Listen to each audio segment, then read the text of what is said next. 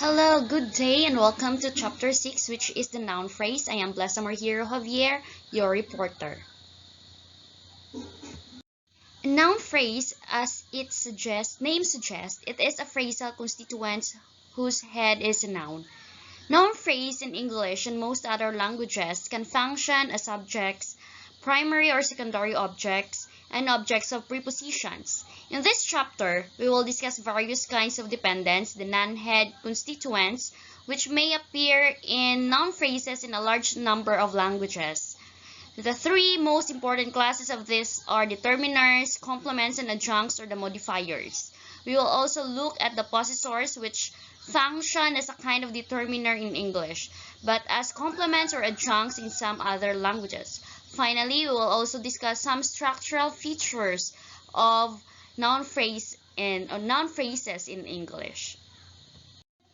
As I said, noun phrase, it is a phrasal constituent whose head is a noun. Noun phrases in English and most other languages can function as subjects, primary or secondary objects, and object of prepositions.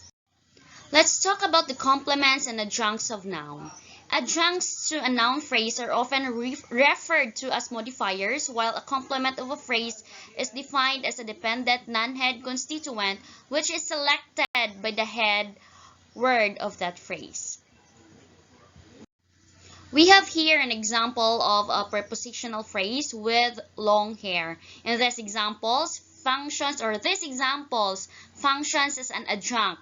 It is not selected by the head noun but may be freely added to any number of noun phrases. So we have here a student with long hair, a boy with long hair, a girl with long hair, a teenager with long hair, a punk with long hair. So it can be freely added to any noun phrases. That is what we call adjunct.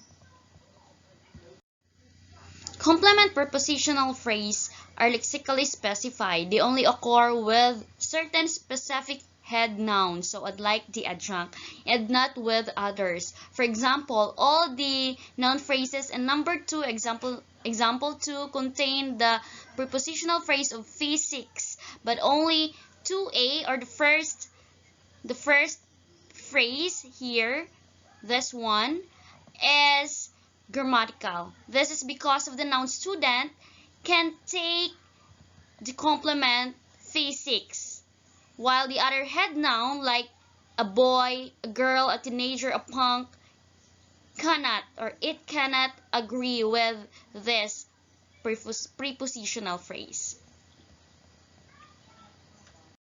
The contrast between complement prepositional phrases and adjunct prepositional phrase is also reflected in other ways, as illustrates, or number 3 example illustrates, when a given noun phrase contains both a complement prepositional phrase and an adjunct prepositional phrase, the complement must always precede the adjunct, as in the 3a, a student of physics with long hair, and not a student with long hair of physics. So an adjunct may not separate the complement prepositional phrase from its head noun, as shown in this example, the 3b. The phrases in example number 4 illustrate that a complement prepositional phrase must be unique. No single noun phrase can contain more than one complement prepositional phrase of the same type. Adjunct prepositional phrases, however, can be more freely multiplied, as illustrated in 4b and 4c. So let's look at the example, the 4a first. A student of physics, of chemistry. So we have two complements prepositional phrases, the of physics and chemistry. So no single noun phrase can contain more than one complement. So this is an error. So in 4b and 4c, adjuncts can be multiplied as illustrated in this example. So from Philadelphia, a student from Philadelphia, a student with long hair. So a student from Philadelphia and with long hair. And in C, we have a student with long hair with an interest in Tomas Aquina. So this, both B and C are correct. As the examples in number 5 illustrate, a question phrase can be formed from a complement prepositional phrase but not from an adjunct preposition. So we have here, what branch of physics are you a student of? And in B, we have, what kind of hair are you a student with? So a question phrase can be formed from a complement, like in the 5A, but not from an adjunct, like in the example B. The proof form 1 can be used to refer to the head noun when it is followed by an adjunct prepositional phrase, as in the example 6A, but not when it is followed by a complement, the prepositional phrase, as in the 6B. So I will read. The student with short hair is dating the one with long hair. So as I said, that the head noun it is correct when it is followed by an adjunct prepositional phrase, but not when it is followed by a complement, like in the 6B. The student of chemistry was older than one of physics. So that's the example. Prepositional phrase complements of a noun can often be paraphrased as noun phrase arguments of the corresponding verb. So we have here, a student of physics, or John studies physics. That's its paraphrase. The loss of his passport. So John lost his passport. The attack on Pearl Harbor. The Japanese attacked Pearl Harbor. So we can paraphrase the prepositional phrase complements. Let's proceed with the determiners. Articles and demonstratives are the most common types of determiners. So we have articles, the a and the demonstratives, the this, those, that, this. So those are the articles and demonstratives which we can, or the most common type of determiner. English quantifiers, some, all, no, many, few, etc. also function as determiners, though in some other languages, determiners and quantifiers belong to distinct categories. Determiners typically provide information about definiteness, the number, or whether it is singular or plural, and in the case of demonstratives, we have the, as I said, the those, the this, and that is, which is from the speaker. Determiners is that easy, so we can determine it in just a blink of an eye, or it is just a piece of a cake. So we will proceed to the adjective and adjective phrases. So in many languages, there is one lexical category whose primary function is to modify nouns. This category is generally labeled as an adjective. Adjective modifiers in English normally occur before the head noun. Thus, the basic order of the constituents in English noun phrase, ignoring the modifying and complement clauses for noun, is the determiner, adjective, noun, then prepositional phrase, as in example number 10. So let's look at this example. We have that. This is a determiner. The wheel, this is the adjective. The dog is our noun. And under the table is our prepositional phrase. We have here also the example letter B. We have A as the determiner. Secret is the adjective, of course. The admirer is our noun, and we have the prepositional phrase, which is in the Ministry of Education. But it is not unusual for more than one word to occur between the determiner and head noun. For example, sentences like those in number 11, so we have here example, that shows the adjective modifiers can themselves be modified by adverbs of degree, or sometimes what we call the intensifier. So we will read, you have a very beautiful daughter. So our prepositional phrase here is a very beautiful daughter, which we have also the intensifier, which is very. So next we have, a surprisingly large majority voted in favor of the amendment. So we have here the large, or the majority. Mary coaxed her son to swallow the extremely bitter medicine. So we have the extremely, which is the intensifier. Then we have here the last one. John has just discovered a rather interesting species of flatworm. So this is what we call the adjective modifiers can themselves be modified by adverbs. So that is what we call the intensifier. The examples in 12 show that both the intensifier and the adjective are optional within the noun phrase.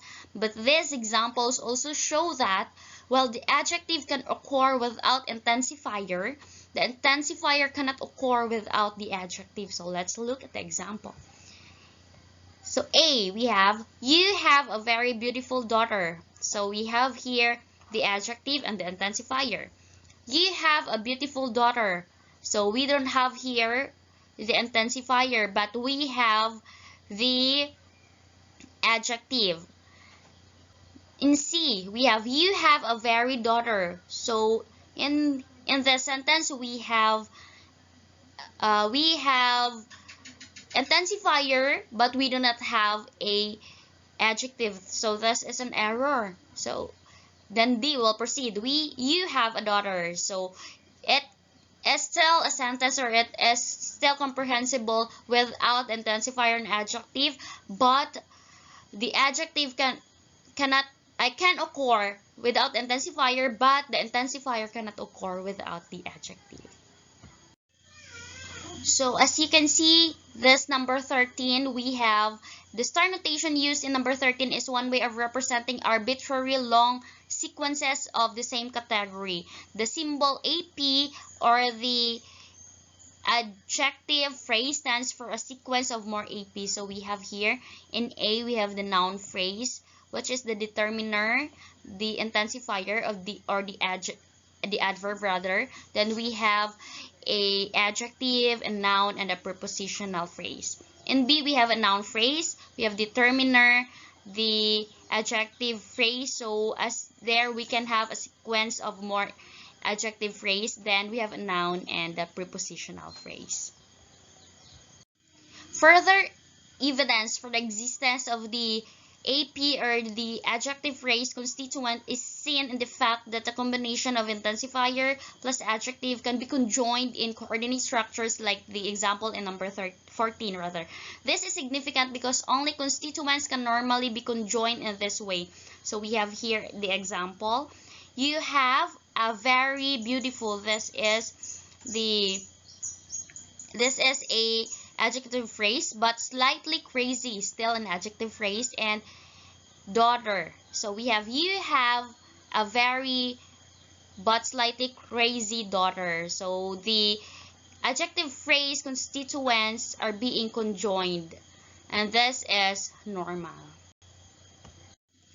After we had discussed the complement, the adjunct, the determiner, the adjective phrases, we will proceed to possession and recursion. Most languages allow a noun phrase to contain another noun phrase which names the possessor of the head noun.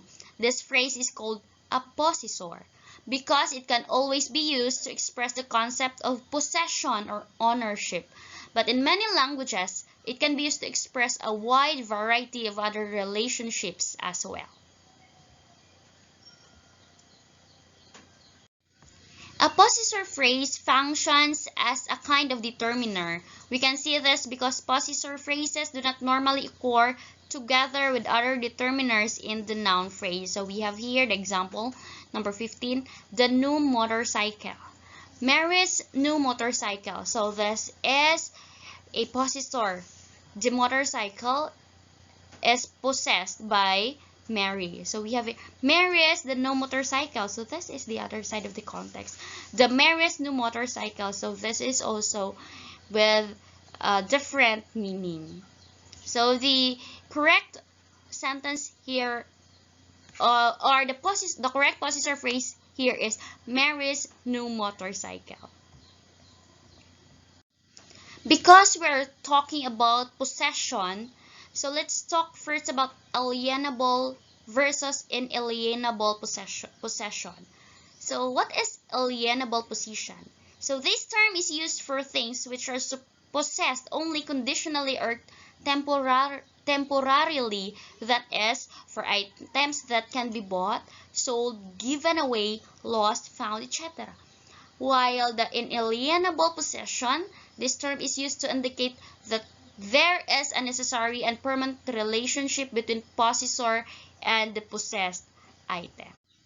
In Hatam language, for example, inalienably possessed nouns, including the body parts, kin terms, and a few other words, carry an obligatory prefix that indicates the person and number of the possessor. This pattern is illustrated in 21, while alienable possession is indicated using the possessive particle de, as illustrated in the example 22. So let's look at the example 21. We have the D-sig, A-sig, Ni-sig, I-sig, which is sig is for father. So D-sig, my father, A-sig, your father, Ni-sig, his or her father, I-sig is our father. So here, as I said, sig is for father, while Di-bu, Abu, Ni-bu, I-bu, while bo is for head. So my head, this is their a prefix, which means that is a alienable possession. An alienable position. While in this 22 example, this is the example of alienable position. So we have de, ade. And this is how they form their words. So let's proceed to the recursive rules. We propose two simple rules for noun phrases and prepositional phrases. So these rules account for the fact that one prepositional phrase can be embedded within another. In fact, English grammar allows prepositional phrases to be nested one inside another for as long as the speaker's breath holds out. So we have here the prepositional phrases. A prepositional phrase rather, we have the preposition and the noun phrase. Then the noun phrase, we have determiner, noun, and prepositional phrase. So example, a durian on the tree in the garden of that house in Penang. So this is, as I said, it can have a prepositional phrases inside a prepositional phrases. That be in the closet at the top of the stairs in that castle beside the river. So we have many prepositional phrases embedded inside or within the prepositional phrase. So we have here an example of a recursive structure that is one with a constituent of a particular category, namely prepositional phrase, can be embedded inside another constituent of the same category, which in turn can be embedded inside another such constituent, and etc. So we have here an example of or a tree diagram which shows that the noun phrase has determiner, noun, and prepositional phrase. Then under the prepositional phrase, we have preposition and noun phrase. And again, we have noun phrase, determiner, noun, and prepositional phrase. Then under prepositional phrase, again, we have the preposition, the preposition and the noun phrase. And the noun phrase, again, recursive. This is what we call recursive. So after the noun phrase, we have determiner, noun, and prepositional phrase. Under the prepositional phrase, we have the preposition and noun phrase. Then under the noun phrase, we have determiner, noun, and prepositional phrase. In the simplest case, 28a, John's sister. The noun phrase consists of a possessor phrase marked with S, followed by a head noun. But as the examples illustrate, the noun phrase may contain any number of possessor phrases. Example, John's sister, John, we have the S here as a possessive.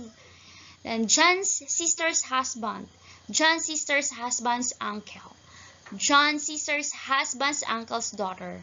So the noun phrase may contain any number of possessor phrases.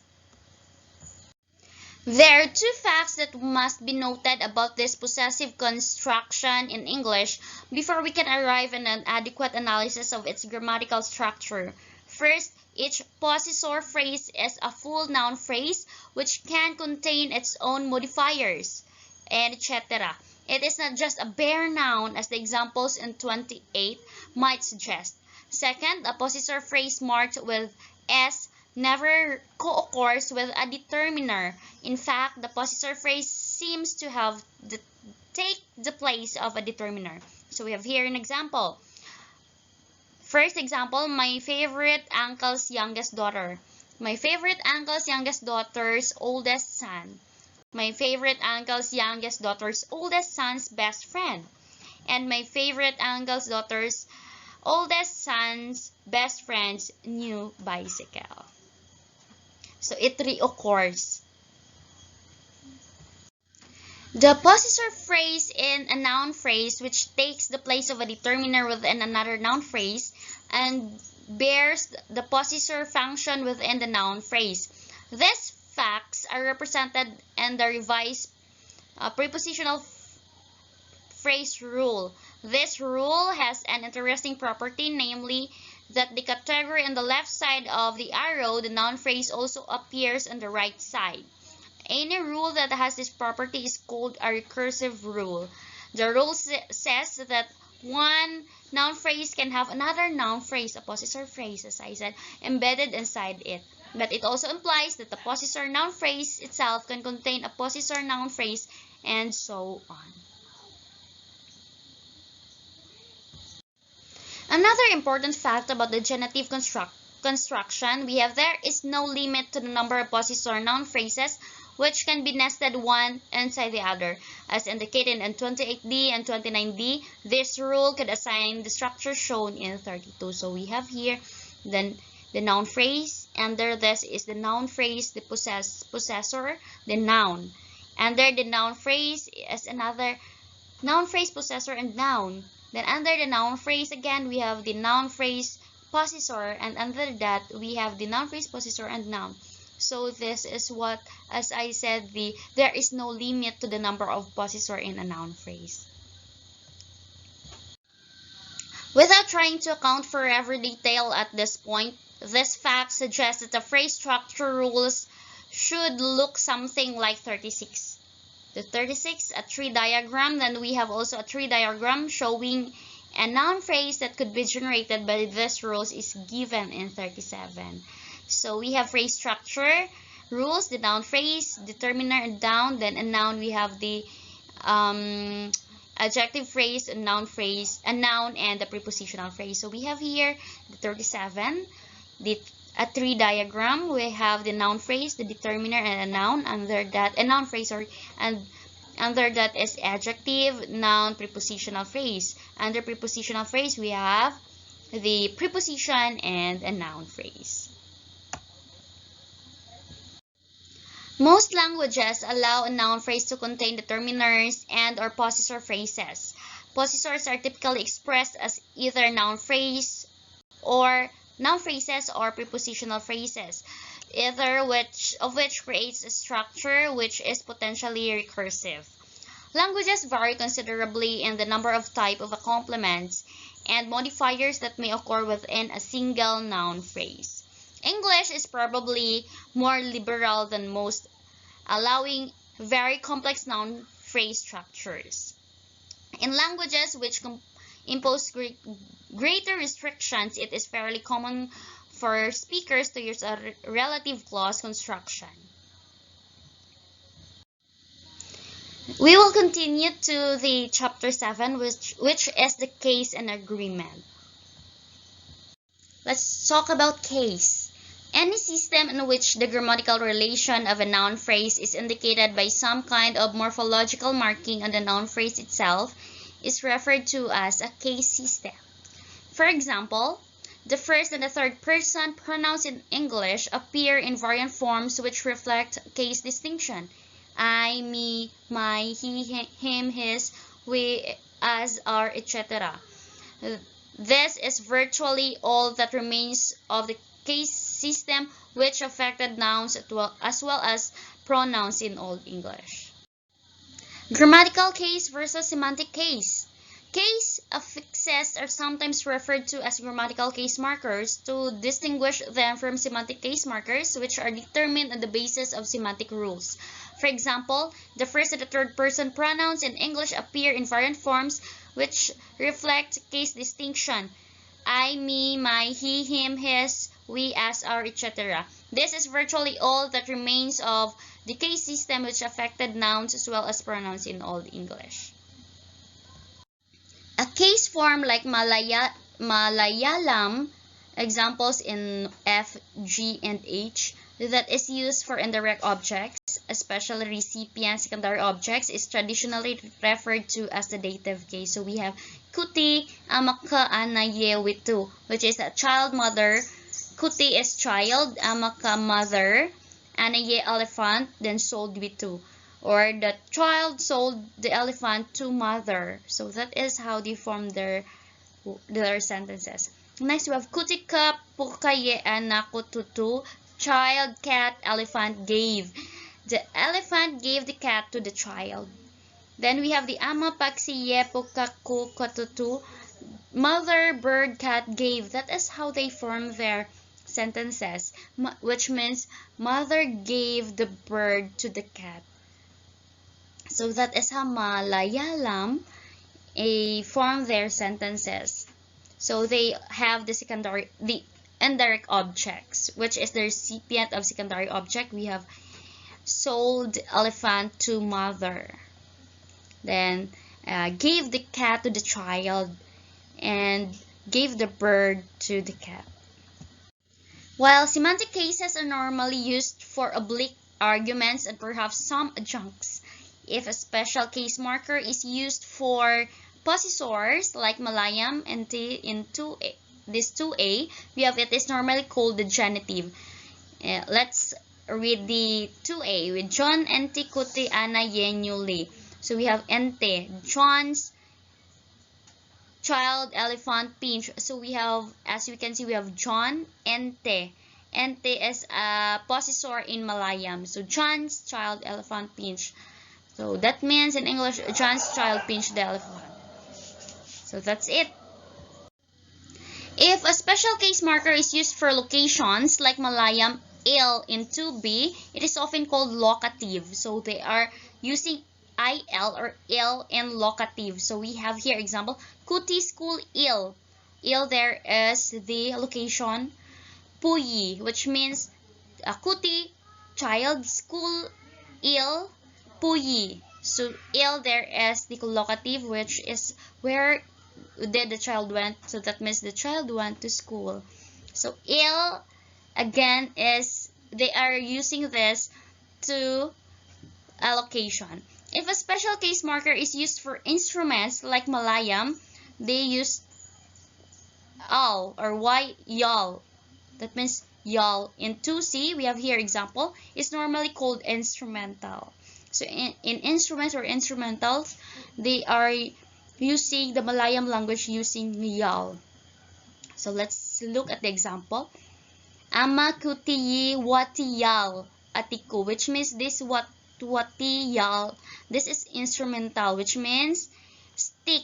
So ama, mother, kutiyi, child, watiyal, stick, instrumental, atiku, beat. So that means in English, mother beat the child with a stick. So the stick here is instrumental. So let's look at the Malayam case suffixes. Suffix. So in grammatical cases, we have the nominative, the accusative, and the dative. So in suffix, in nominative rather, they do not use a suffix. In accusative, they are using ye, and dative the ka. The primary usage of the nominative is the subject, object, and the indirect object is the dative. While in semantic cases, we have the genitive, instrumental, and locative. So in genitive, the ente or yute, the possessor, that's the possessor ente. Instrumental, the yal, that's the instrument being used in acting the verb. And we have the locative or the location, they are using il. Another common way of marking oblique arguments and adjuncts is through the use of prepositions or as in the Malayalam postpositions. Sometimes there are two different ways to indicate the same semantic rule. The instrument rule is marked by semantic case in 4a, but by a postposition in 4b. The two sentences have the same meaning, but 4a would be used primarily in formal speech, while 4b would be preferred in informal speech. So let's look at the example. In A, we have ama kutiye, so they are using the ye. Watiyal, yal, that is the that's location. Sorry, the instrument. And atiko, so this means a mother, child, stick. This is the instrument beat. So mother beat the child with a stick. While in informal speech, ama kutiye wati konti atiko, or mother, child, stick with a bit. Mother beat the child with a stick. So with those suffixes, they are attaching in their words. They can determine if it is for formal speech or for informal speeches. Let's proceed to the ergativity. Most languages that are grammatical case markers follow one of the two basic patterns. The more common of these patterns can be observed in English. As mentioned above, case marking in modern English is found only in pronouns. So our interest will be focused on distribution of pronominal forms and examples like the following. So we have here examples. Subject pronouns have the same form, I and he, whether the cause is intransitive as in the 5a and b, or intransitive as in the 5c and d. Following standard terminology, we could call this the nominative form. Direct object occur in different form, me and him. We could call this the accusative form. This pattern of case marking is referred to as a nominative accusative system, or the accusative for short. In these examples, we see that direct objects of transitive clauses take the same form as subjects of intransitive clauses, namely me or him. Subjects of transitive clauses take a special form, I or he. So let's see at the examples. So we have first the me dance, that means I dance. Him dance, which is he dances. I like him, or I like him. While he like him, or he like me, he likes me. That is example. The term split ergativity refers to a situation in which both ergative and non-ergative patterns are found in the grammar of a single language. In other words, one subsystem of the grammar follows an ergative pattern while a different subsystem does not. Let's look at the case markers of pet hunt hara, if I am not mistaken. So we have here examples. We have A to I. So let's look at the intransitive subject they are using in pronouns. They do not use any. Intransitive subjects, they do not use any in pronoun also. And transitive objects, or the preposition, we have the na, like this. Nali, na, japit, hanu. This is Nyale as a pronoun, so we, that means we, nyali, so we have nya. Then nyalya pet hanju, that's came. Like this, they have the nora or you, so that is pronoun. Well, uncommon nouns or proper nouns, intransitive subjects, they have the pa, and the transitive subjects, they have the to, and transitive objects, they have also the pa. So let's look at this letter F. Nyora yon talpa. Kalino. You, daughter. So nyun talpa, daughter. So they use pa.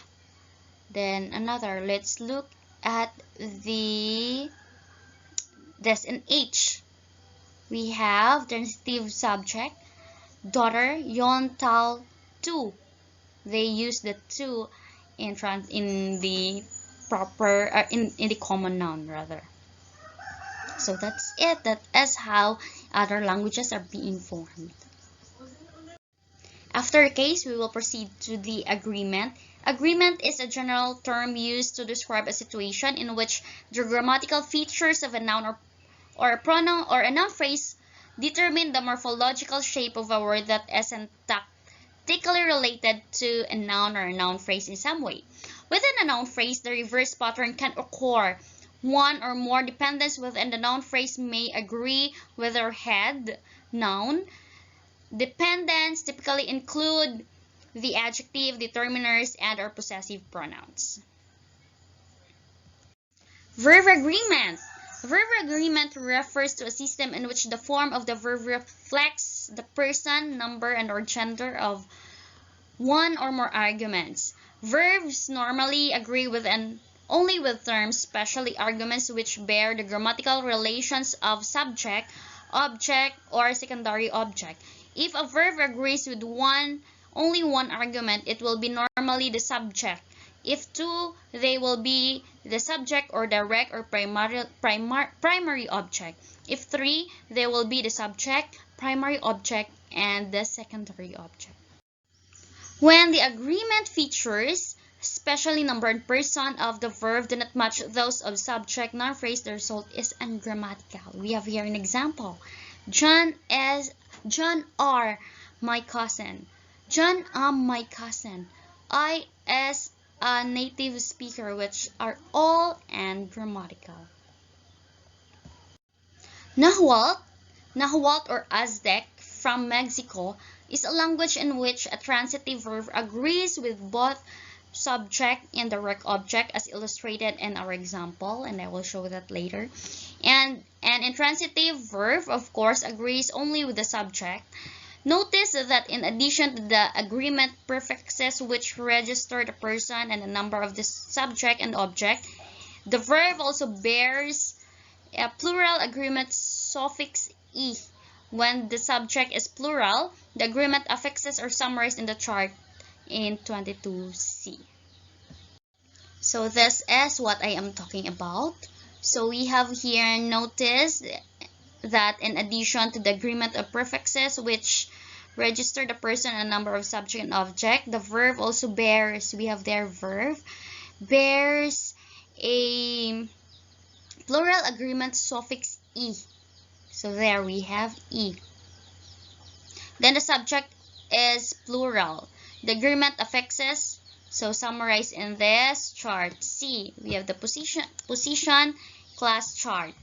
The subject agreement, the object agreement, the root, and the subject number. We have ni, and we have t, n. So that is how this language being formed with in talking about intransitive verb and transitive verbs. So we have here the ergative agreement systems. In most of the languages we have looked at, including English, transitive and intransitive verbs show the same pattern of subject agreement as illustrated in 26. So we have here, John runs every morning. We run every morning. John eats noodles every morning. We eat noodles every morning. So it always agrees, the verb always agrees with our noun or the subject. There are other languages in which verb agreement follows the ergative pattern. Intransitive subjects and transitive objects require one kind of agreement marking, while transitive subjects require another. One such language is the Tabulahan, an Austronesian language of Sulawesi, Indonesia. So we have here example, the Manahumia Muang de Tampo, which fall down ground. So I fell to the ground. Next, we have La Lebakwa de Noa, or fought live now. Are you living now? Then we also have this, the bite mosquito. This is ergative. A mosquito bit me. Haling ko pinsangle kwa already. Cause to know. I have already told you all. Possessor agreement. A number of languages have possessive affixes or clitics which attach to the possessed noun and indicate the person and number of possessor. We refer to such patterns as possessor agreement only when the possessive markers can be used redundantly in the presence of a separate word or phrase referring to the same possessor. If the possessive marker replaces the possessor noun phrase, especially if the two are complementary distribution, it should probably not be analyzed as an agreement marker. An example is found in the border language of Eastern Indonesia. These examples in 32 all contain a free pronoun, the possessor phrase, followed by a head noun which bears a possessor agreement suffix. So we have here the borrow, Yoko Fang or my hand, Kefa Kefaham your hand. So they contain free pronoun followed by a head noun. Seraphim in their hands. Agreement with noun. In many languages, certain dependents within a noun phrase are morphologically marked to agree with the number and gender of the head noun.